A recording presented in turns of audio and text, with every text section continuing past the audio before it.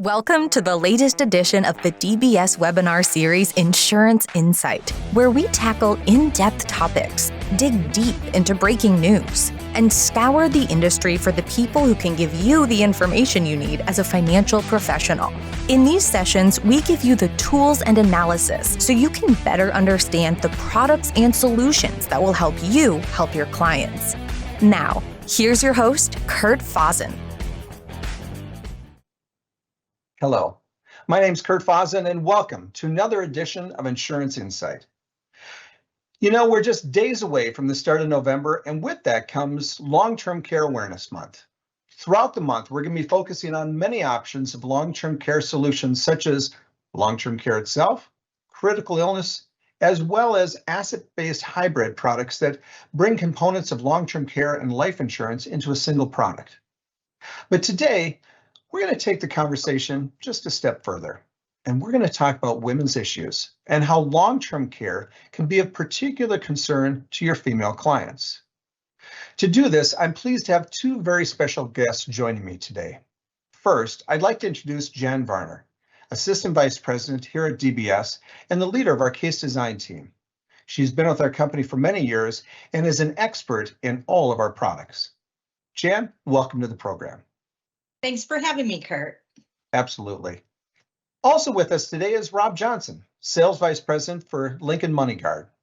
Rob joined the MoneyGuard team back in 2018 and has over 2 decades of experience in the financial services industry.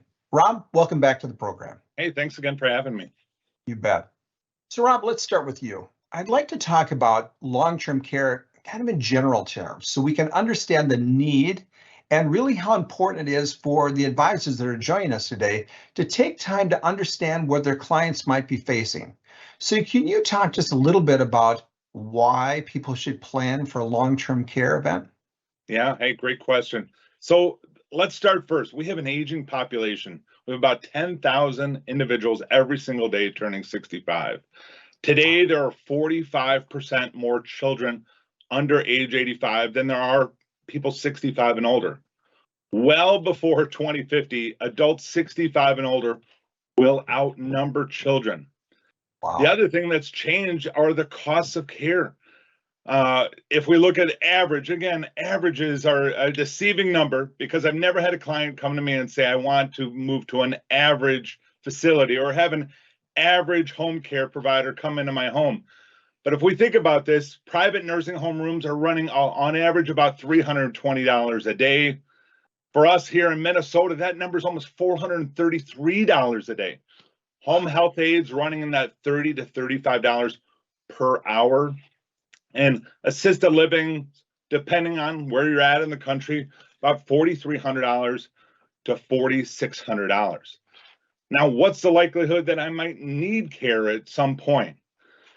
About 2 in every 3 individuals will need some level of care during their lifetime.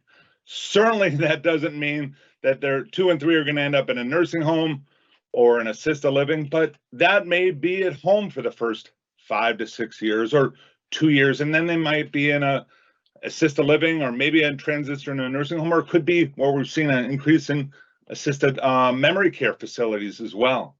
So on average, we're going to see about every 2 in 3 need care.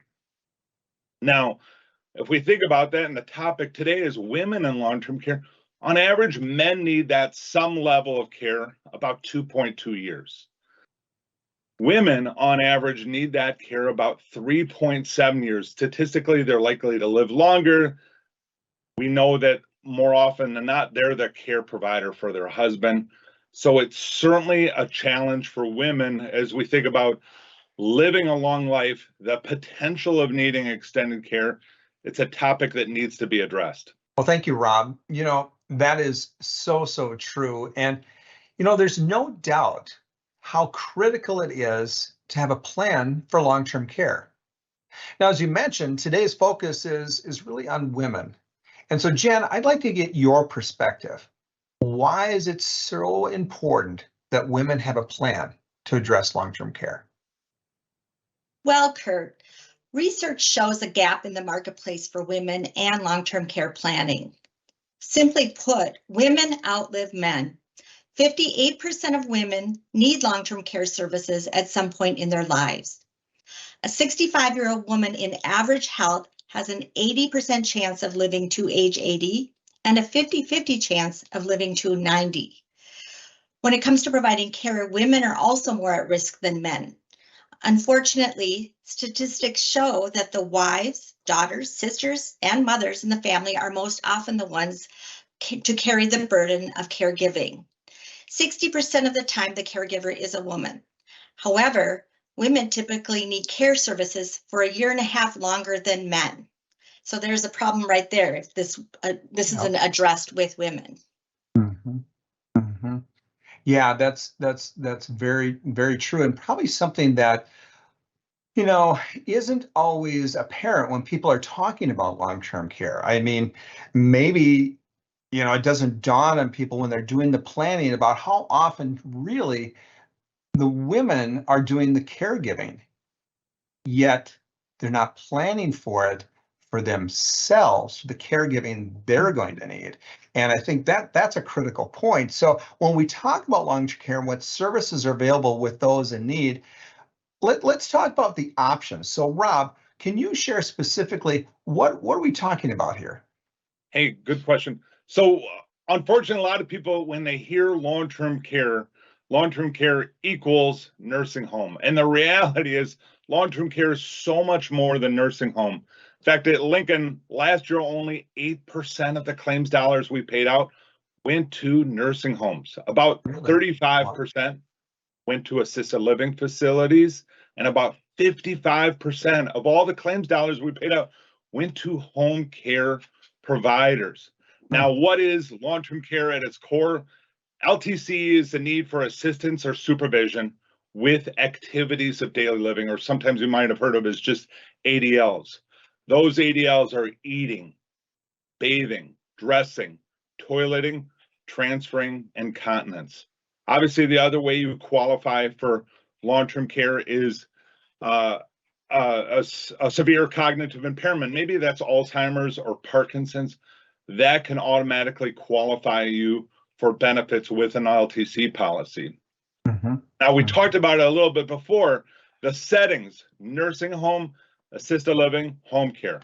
But what we often don't think about is there's also memory care facilities, continuing care communities. We're seeing those where there's the ability to transition from maybe one wing of the building to a different wing, or have different levels of care provided in the same facility.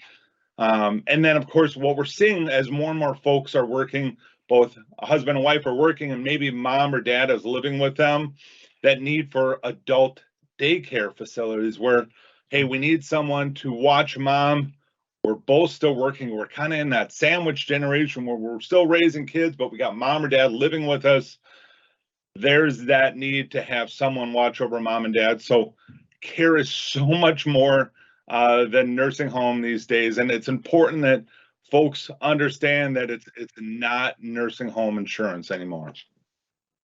Yeah, that is so true. And it's surprising to me what you said, right? If I wrote this down correctly, 8% of what Lincoln paid out last year went to nursing home. So it really does kind of change the mindset of people, how they think about long-term care, and that it truly isn't just, I'm going to the nursing home. So when we talk about these options, you know, how can or have people traditionally just paid for this? I mean, not everybody sadly has a plan. So let's set a stage before we get into all the specifics. Jann, maybe you could just share an overview of the different categories for funding a long-term care need. Well, the primary categories for funding long-term care is, of course, self-funding or self-insuring. For many years, people thought, well, I can use my savings for this. Nowadays, it's just really not cost efficient. It's really for the ultra high net worth clients, but even those clients can appreciate the leverage some of the other options can provide. We also have your traditional standalone long-term care insurance. It can be lower in cost, and it does offer inflation protection, but premiums may not be guaranteed. Like automobile insurance, It's use it or lose it. And not to mention, there are just very few carriers in the marketplace today that offer this product. Then we also do, and these next two products are what DBS probably specializes in the most. We have life insurance products, UL, VUL, whole life, that have long-term care or chronic illness riders. These are really for those who have a life insurance need, but they do offer the flexibility of using the death benefit for a long-term care event. Compared to other products, the rider comes at a very low cost. However, if the long-term care is needed, it reduces the death benefit proportionately. And typically these products don't offer, these riders don't offer a return of premium or inflation protection. Another option that we've been, it's really just blowing up this year, is the life long-term care hybrid solutions, or what we also call asset-based hybrid. These help to protect the client's assets and costs incurred due to a long-term care event or a home health care need, but while retaining maximum flexibility. These products typically offer guaranteed premiums, flexible payment options, inflation protection, and return of premium options. Generally, these products cost more than a traditional long-term care policy, but again, they're guaranteed and create a larger pool of money for long-term care. So we have a lot of great products to offer, but again, DBS specializing more in the linked benefits, life and long-term care options. That makes sense. And Jen, thanks for reviewing that, because I think it's important, because as I see it, as you're going through that, absolutely every client has a plan, right? Yeah. The plan might be, I don't have a product, so I'm just going to pay for it out of my pocket. So by doing nothing, they've decided which of those 4 funding options they want to go after. Mm-hmm. And that's why I believe that it really makes sense for us to think about what options could work. So the hardest way to get going on this, though, is to have a conversation with a client. I think I've been doing this a little while, and 3 decades or more. And what I know from talking to advisors, and actually having been an advisor myself for a while, it's hard to engage clients into the conversation. So, Rob, you've been doing this quite a while too in the field. So I'd like to ask you, how does an advisor engage clients to protect their financial well-being? How do we get that going? Well, I think the first thing is that we have to get on the same page and mentally agree to understand that he or she, and specifically she on this topic, could live a long life. And if she does, she could need some level of extended care. Right. Certainly there's that emotional, physical, and financial consequence to those she loves, and if she needed care. And that long-term care insurance could be an option to help them fund the plan. Now, part of the challenge is, how do I even begin, Rob? How do I begin that conversation? I don't think we need to make it complicated. It can be as easy as asking 3 questions. If you were to become frail and need care, where would you like to receive it? Okay, would it be in a home, in a professional setting? Would you like to have a family provided? And it's often, I did a client seminar just last evening, and we asked folks, who do you want to provide care? And about half of the room said they want to have a professional, and half the room said they want to have a family. So it's important we identify what their wishes are at that point. Secondly, who would you like to provide it? And maybe it's a loved one, a friend, a professional, maybe it could be a combination. So that kind of goes along with that first one. How do you plan on paying for care? Is it that self-funding? Is it savings? Or is it one of the solutions that Jann just talked about? And then, and this is to your point, having that plan. What are you doing right now to plan ahead for care? Is it designing a care circle? Are you researching options? Have you built a plan? Have that conversation. It's funny, we think about November being Long-Term Care Awareness Month because of folks' families being together, maybe for the first time in a year, maybe since the last Thanksgiving. I've never had a conversation about long-term care planning at the Thanksgiving table. But what I have noticed is, hey, when I went home, Mom had a harder time going up the stairs. Dad memory maybe wasn't what it was before. So in that case, my brother and I have had a conversation. If one or mom or dad needed care, what is the plan? And it's having an honest conversation with them. Is this the home they want to stay in? Do they want to live closer to us? Do they want to stay at home? Beginning those conversations and having at least a plan is important. And that's critical. So thank you, Rob. I mean, I really heard three key questions in there that I'm just going to put a pin in that for a second. I want to come back and kind of unpack those even more. But before we do that, I want to turn over to Jann. Jann, I want to listen to your answer around kind of the same question. How do we get the conversation started with women? When we have advisors on the phone today, advisors that are listening podcast, webcast with us today, how are they going to engage with their female clients to really help them focus on proactive planning? Well, in general, one of the biggest things is to share your own thoughts about long-term care and your experiences too. We all have experiences from our own family members or people we know who've gone through the struggle of having a loved one who needs care. I mean, I know that I've been through it myself. Telling a personal experience can really make an impact on both men and women. However, you also want to address the common misconceptions about long-term care that can make a difference too. You know, you hear, it won't happen to me. With retirees living longer than ever before, the need for long-term care becomes more of a when than an if situation. Also, Medicare and Medicaid have me covered.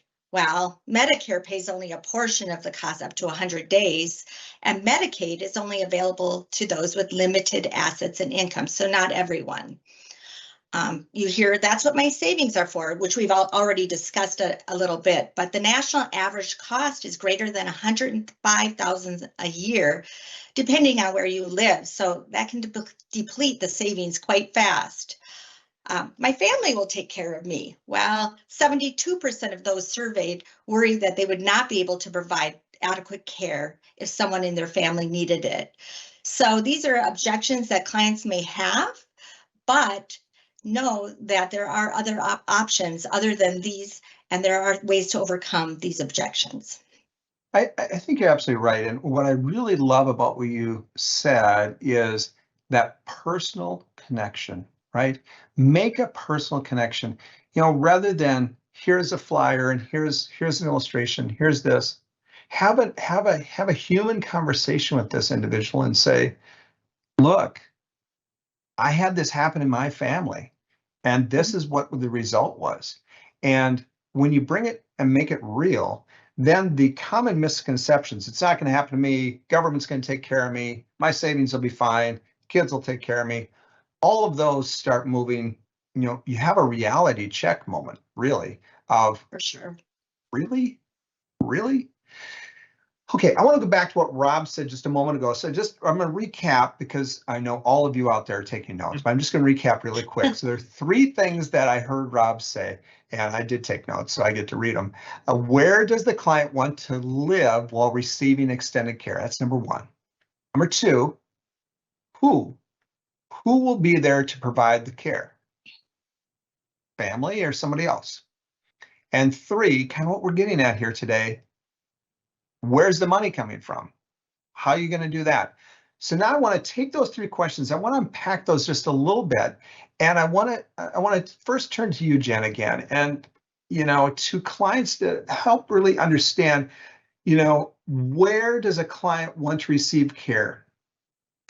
So Jann, from your perspective, talk about why is that important to women? And then what can a financial professional do to really kind of help guide that path for some action?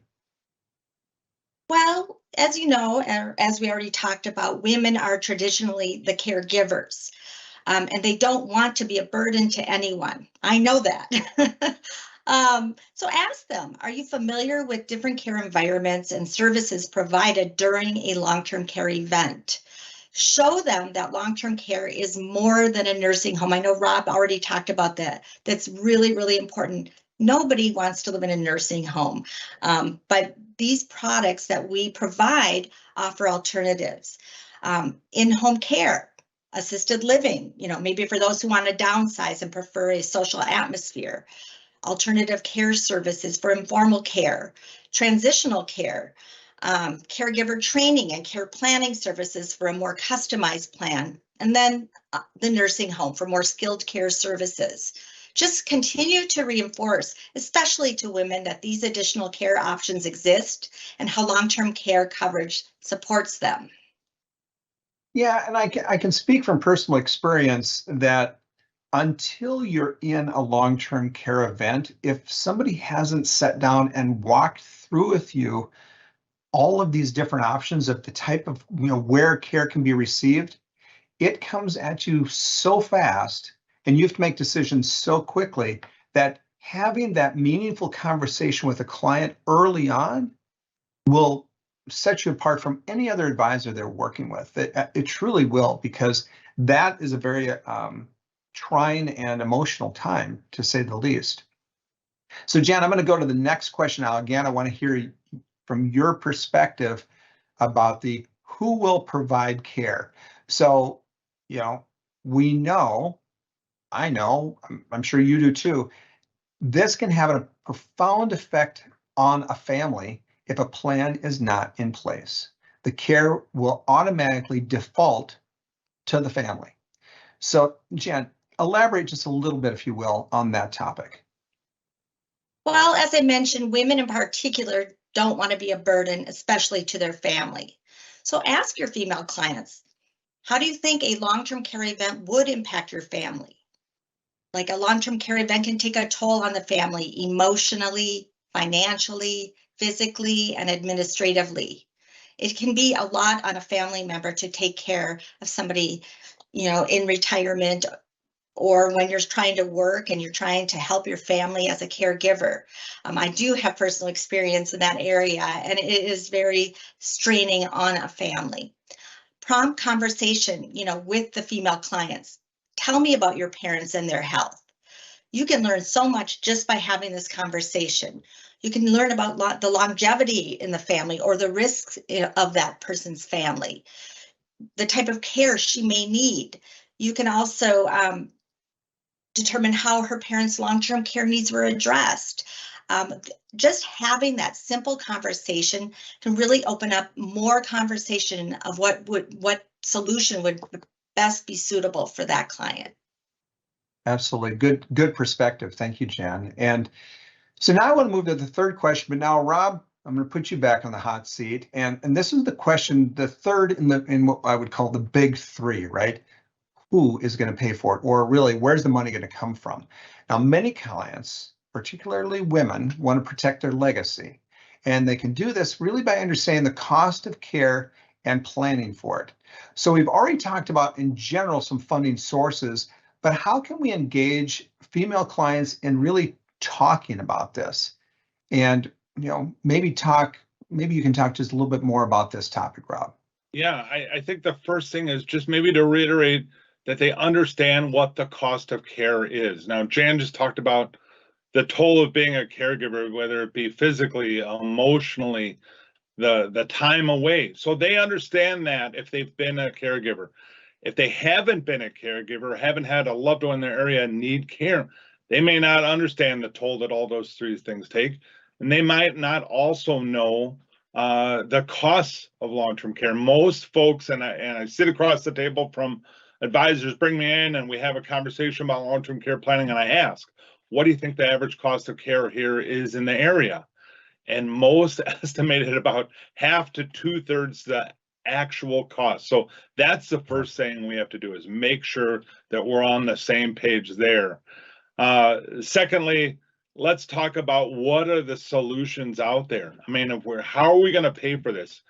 That initial conversation might say they're in a position where they want to self-fund it. They're not ready maybe at that point to go ahead with an insurance solution. But what's important, and we've talked about this already on the call, is to have a plan in place. In fact, I encourage everyone to put that plan in writing, that if you were to become frail and need care, and we talk about how you would pay for it, let's identify maybe it's this account, or it's this that we're going to use to pay for it. And what I love about that, about getting that in writing, is that next year or 6 months from now or a year from now, when we do that annual review, we could revisit that and say, hey, last year we talked about extended care planning. And they'll more often than not say, hey, that's right, we talked about that nursing home coverage.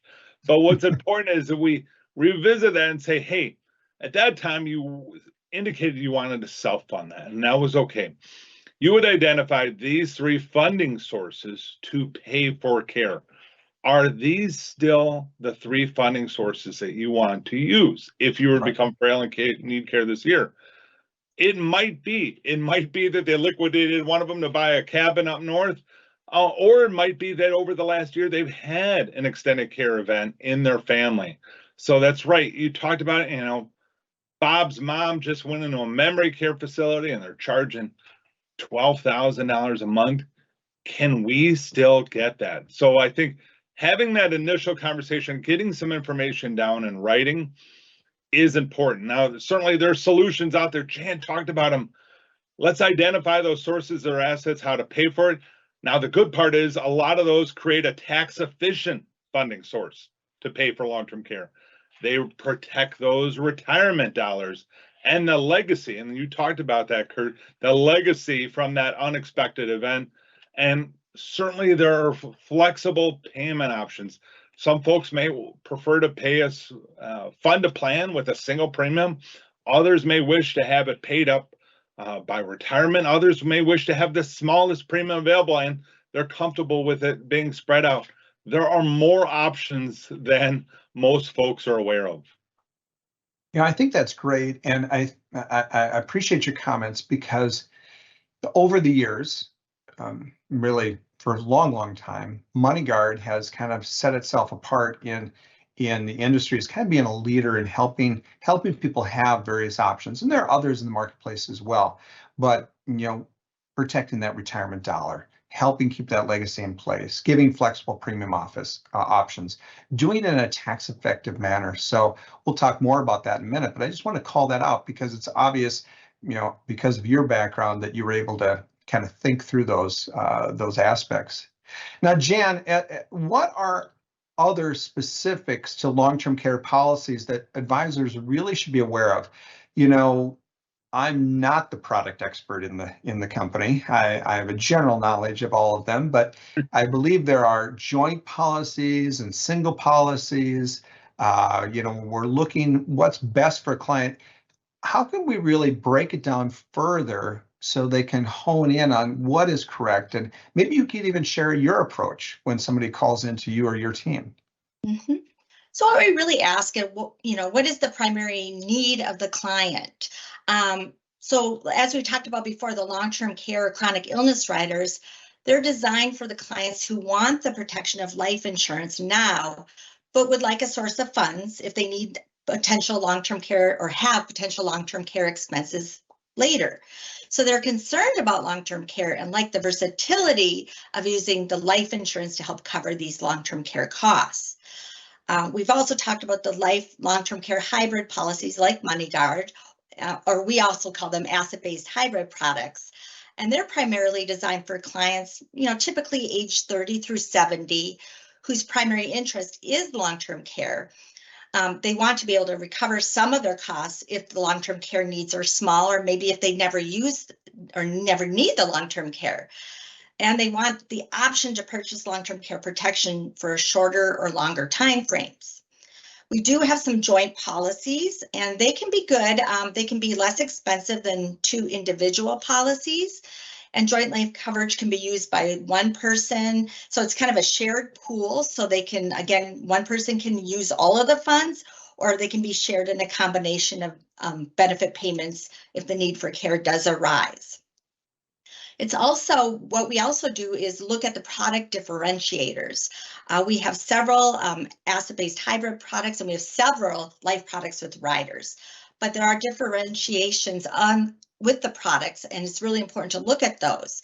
So elimination periods, some have 0 day, while others may require 90 days or more. So do the clients have the funds to pay out of pocket for the first 90 days or 180 days? Or are they really interested in something where they don't have to pay at all out of pocket?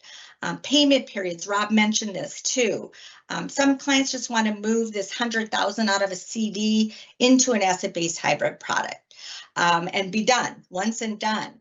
Others do want the flexibility, and so look at products that offer a 10-year pay or 20-year pay, or even some offer a lifetime payment period. Benefit periods, some think 4 years is enough, others want lifetime or somewhere in between. And then return of premium options. We talked about that 100,000 single premium and moving it into an asset-based hybrid, for example. Some really love to know that in 5 years, if I change my mind, I can get all my money back. Others would rather are more comfortable taking less, knowing that that's going to provide them with a higher monthly benefit or a larger pool. Indemnity versus reimbursement, that's a big subject. Do your clients want to get a check written out to them or their caregiver to pay for their expenses, or do they want the insurance company to take care of all the billing? So there are pros and cons to both, and we educate our advisors on all of these aspects. Another one that has come up a lot lately is international coverage. People sometimes don't want to live in the US after they retire for various reasons. So international coverage is something that we're being asked more and more about, or you have a client who is born in another country and they want to return there in their retirement years. So those are all aspects that my team are very knowledgeable about, and those are the conversations we have every single day. Well, that's great, because there's obviously lots of choices out there, lots of options, but taking time, I think the thing you start out with first is most important. What does the client need? What is truly understanding the client? What is it? What are we trying to solve for? And then we go back and look at our options.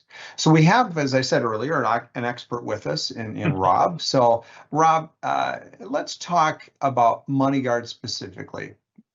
Just what should the advisors that are joining us today, what are a couple things they should really understand about Lincoln MoneyGuard? Well, I appreciate you giving me the opportunity. MoneyGuard turned 35 in August. So 35 years of providing planning in this space. And we know this from LIMRA, we're the #1 provider of these asset-based solutions, even up through second quarter this year. Here's what's really fun about it. We've had 60,000 financial professionals use MoneyGuard in the last 30 years. 60,000, and the plan has evolved. In fact, for a long time we had one plan, and there was just a single premium option, and that eventually evolved to where you could spread out the premiums over a number of years. This product, it's called MoneyGuard Fixed Advantage, for all of you that are in every state except California, and California is an older MoneyGuard too. But that's been our flagship. It's built on a fixed UL chassis, and that's ideal for the clients that say, you know what, I want the guarantees. And we see that solution being the product of choice for those clients, generally 60 and older, because those are the individuals whose parents are 80, 85, 90, that are maybe now first needing long-term care. So they're seeing it, but they're also at or near retirement, so they want the guarantees. That's been a fantastic solution, and really has been the product that every other carrier has chased. Now, in the last 2 years, we introduced a variable version of MoneyGuard, and that was as a direct result of feedback from advisors and clients that said, Lincoln, we love MoneyGuard, but man, I wish there was something. I hate to take money out of the market and put it into a fixed solution when I know that I have a long-term time horizon between now and when I potentially could need long-term care. So 2 years ago, and then just in California this year, we introduced MoneyGuard Market Advantage. So MoneyGuard Market Advantage is built on a VUL chassis, but what's great about it is it has uncapped benefit growth potential through market participation. So there's 40 plus sub-accounts. And whenever the client needs long-term care, Lincoln's going to take their account value and we're going to multiply it times 4. So hypothetically, if someone funded it with $10,000 over 10 years, that account grew to 300,000. Hey, my client qualifies for needs long-term care. Lincoln takes that 300,000 times 4. They have $1.2 million tax-free. Now, a lot of folks hear variable. Man, Rob, I want to make sure this is available to them. So Lincoln's built in 2 guarantees. One, we have a baseline guarantee, which is generally about double what they paid in. So they know a worst case scenario, they have about 2 times leverage of their planned premium. But what we're also going to do is we're going to allow for annual lock-in. So every anniversary, we're going to take a snapshot of their account value, multiply that times 2.5, and that's going to become their new high water mark that we're going to lock in those gains. The other nice part about it, and we heard it from folks, hey, these asset-based solutions, there's not much death benefit. It's basically equal to the premium paid in. And for a lot of folks, that's fine. They just don't want that use or lose it.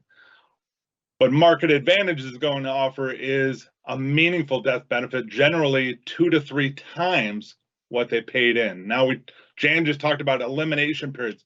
MoneyGuard's the only asset-based plan with no elimination period for all benefits. We've also, just in the last 2 years, introduced an informal care benefit that kind of blurs that line between those reimbursement policies and those indemnity policies, where now you can get up to 50% of your monthly benefit in cash for informal care. That even allows, in the situation where a spouse is providing care. Lastly, we've introduced a benefit transfer rider that allows folks to take that unused death benefit. My spouse passes away. I have this death benefit. I don't necessarily need it, but I wish I had bought more long-term care. That gives them the ability to transfer that unused death benefit. Lincoln will leverage that and allow that surviving spouse or loved one to get more long-term care without underwriting. Now, of course, we don't order medical records. We don't do paramed exams, meaning no one's going to come out and poke them or weigh them. We'll do underwriting. We'll do a phone call, or they can do an e-interview with Lincoln, meaning we'll just send them an interview, a link where they can answer their health questions online. And then once we have all that information, we're going to make a decision within 5 business days. So having 2 options, the market version, Market Advantage, generally we're seeing folks in that 40 to 60 range. The fixed version, that 60 to early 70s. We want options depending on that client's risk tolerance or what's important to them. So, Rob, perfect, great overview and a good snapshot of what Lincoln MoneyGuard really has brought to the market, and spanning, as you said, over 3 decades. So, Jann, boy, a lot to unwrap there and a lot to understand. So we've really discussed the waterfront as it comes to long-term care today. Maybe you could just step back and just, what are the big takeaways you'd like advisors to remember from this call? Well, first off, as you can see, Rob and Lincoln have been great carrier partners, and they do offer a wealth of product and riders in this area. So thanks, Rob, for joining the call today too.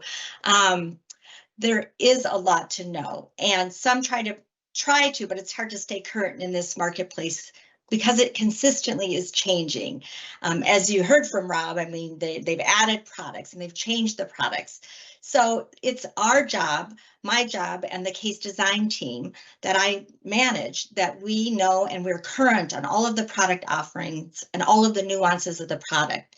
It's just what we do. So you don't have to, as advisors, you don't have to know everything. We are the ones that need to know everything, and we can help guide you through all of the products that we offer. Know that women are really different. The client approach should be different too, especially when it comes to long-term care towards women. No 2 situations are exactly the same, which is why advisors can come to us after these initial conversations and fact gathering. Talk to their dedicated case design analyst, and then they can get personalized solutions. The most important thing an advisor can do is talk to their client. Clients are counting on their advisor to help them feel confident about their future. 9 out of 10 individuals surveyed believe their financial professionals should be discussing long-term care planning with them.